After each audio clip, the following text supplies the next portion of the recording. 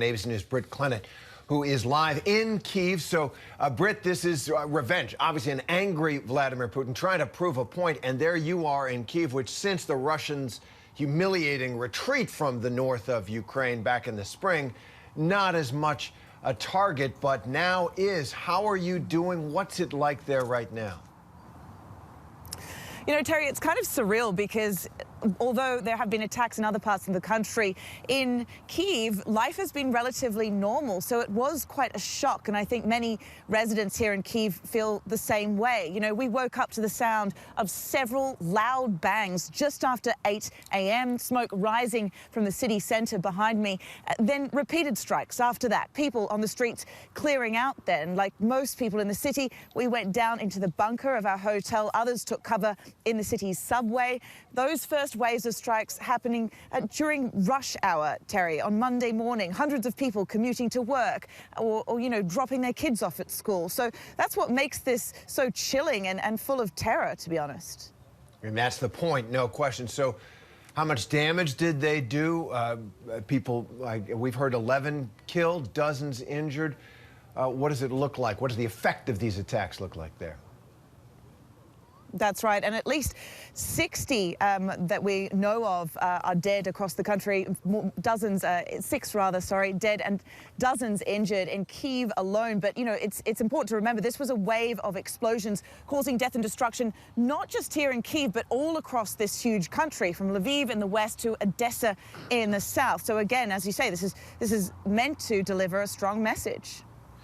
And Putin is bragging about it. He says he personally ordered these strikes against Ukraine in response to the attack on the bridge over the Kerch Strait into Crimea, that critical bridge that Ian told us about. Putin says in that televised address, no one should have any doubt that Russia's going to defend itself. So what is the Ukrainian government saying? What are they expecting? What are they telling their people now, all of them essentially a target?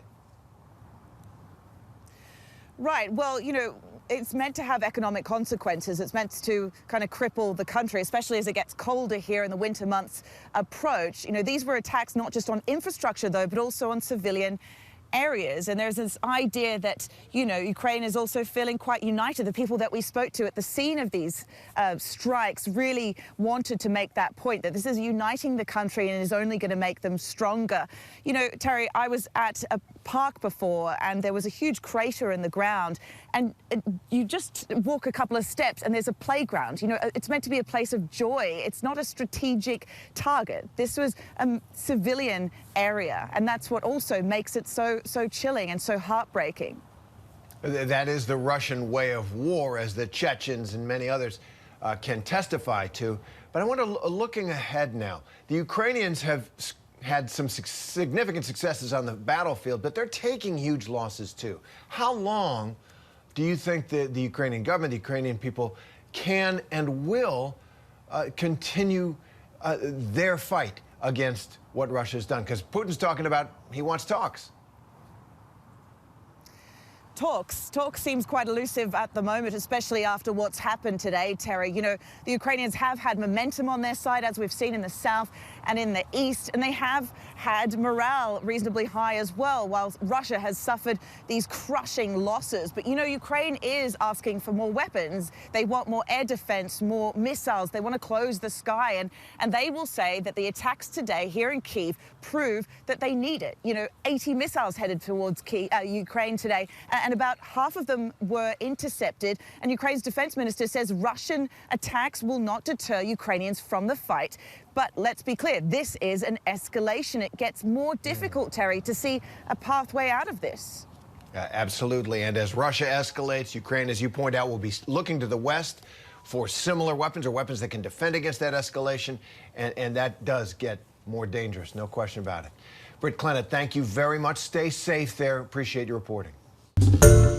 Hi, everyone. George Stephanopoulos here. Thanks for checking out the ABC News YouTube channel. If you'd like to get more videos, show highlights, and watch live event coverage, click on the right over here to subscribe to our channel. And don't forget to download the ABC News app for breaking news alerts. Thanks for watching.